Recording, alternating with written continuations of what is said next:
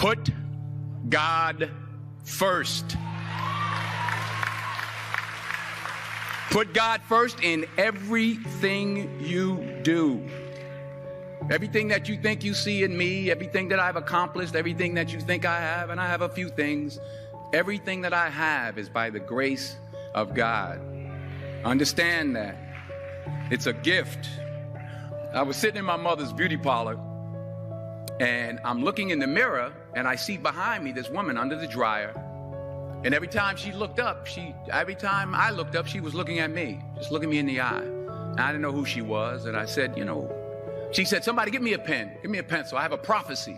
March 27, 1975. She said, boy, you are going to travel the world and speak to millions of people. Now, mind you, I was flunked out of college. I'm thinking about joining the army. I didn't know what I was going to do. And she's telling me I'm going to travel the world and speak to millions of people. Well, I have traveled the world.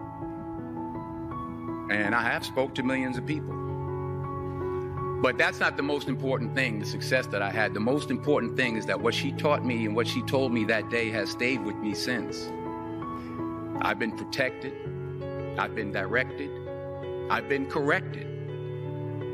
I've kept God in my life, and it's kept me humble. I didn't always stick with him, but he always stuck with me. So stick with him in everything you do. If you think you want to do what you think I've done, then do what I've done and stick with God. Number 2, fail big. That's right. Fail big. Today's the beginning of the rest of your life, and it can be very frightening. It's a new world out there. It's a mean world out there, and you only live once. So do what you feel passionate about. Take chances. But don't be afraid to go outside the box. Don't be afraid to think outside the box. Don't be afraid to fail big, to dream big. But remember, dreams without goals are just dreams.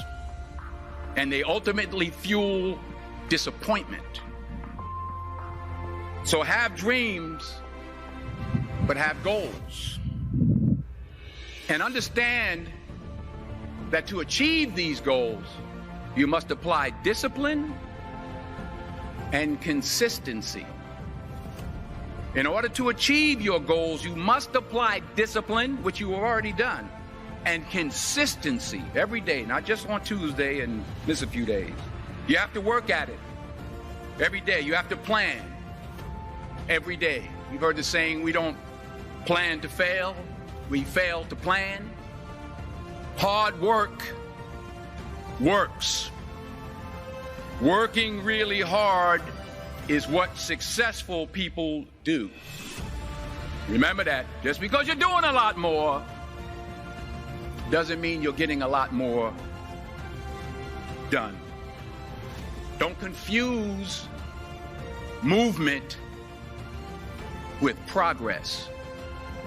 My mother told me, she said, yeah, because you can run in place all the time and never get anywhere. So continue to strive, continue to have goals, continue to progress. You'll never see a U-Haul behind a hearse. I'll say it again. You'll never see a U-Haul behind a hearse. I don't care how much money you make, you can't take it with you. And it's not how much you have. It's what you do with what you have. We all have different talents. Some of you will be doctors, some lawyers, some scientists, some educators, some nurses. The most selfish thing you can do in this world is help someone else. Why is it selfish? Because the gratification, the goodness that comes to you, the good feeling that I get from helping others, nothing's better than that. Nothing's better than that. Not jewelry, not big house I have, not the cars, but it's the joy. That's where the joy is, in helping others. That's where the success is, in helping others. Finally, I pray that you put your slippers way under the bed tonight. So that when you wake up in the morning, you have to get on your knees to reach them. And while you're down there, say thank you for grace. Thank you for mercy. Thank you for understanding. Thank you for wisdom. Thank you for parents. Thank you for love. Thank you for kindness. Thank you for humility. Thank you for peace. Thank you for prosperity. Say thank you in advance for what's already yours. It's how I live my life. That's why I am, one of the reasons why I am today. Say thank you in advance for what is already yours. True desire in the heart for anything good is God's proof to you, sent beforehand to indicate that it's yours already. I'll say it again. True desire in the heart, that itch that you have, whatever it is you want to do, that thing that you want to do to help others and to grow and to make money, that desire, that itch, that's God's proof to you, sent beforehand already to indicate that it's yours. And anything you want good, you can have. So claim it. Work hard to get it. When you get it, reach back. Pull someone else up. Each one, teach one. Don't just aspire to make a living. Aspire to make a difference.